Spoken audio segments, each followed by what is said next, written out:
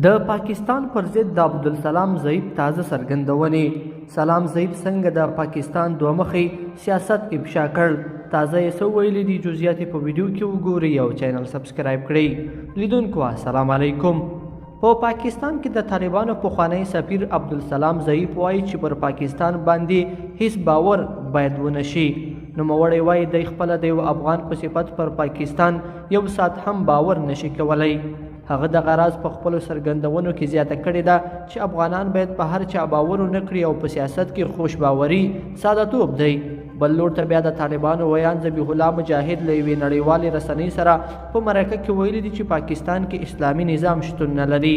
هغه زیاته کړې چې د پاکستان حکومت اوسنی چوکاټ اسلامي نه دی او هغوی ته د اسلام هیڅ ارزښت نه لري.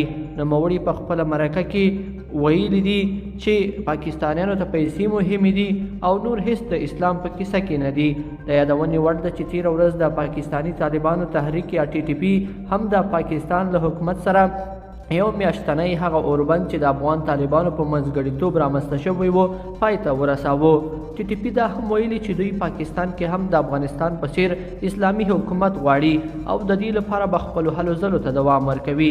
دوی زیاته کړې وه چې پاکستانی حکومت به په قرار کې ناستو او د غراض د آرام ساه اخیستو ته پرې نږدي. د پاکستاني طالبانو د تحریک له لوري تېره ورځ په ټویټر کې یو ویډیویي پیغام هم خپور شوی و چې په کې د دغې ډلې یو مشر نورولي محسود ادعا کوي چې ډله یې د افغان طالبانو یوه څانګه ده. لیدونکو په دې هیله چې دا مطلب به مو تر پایه لیدلی وي.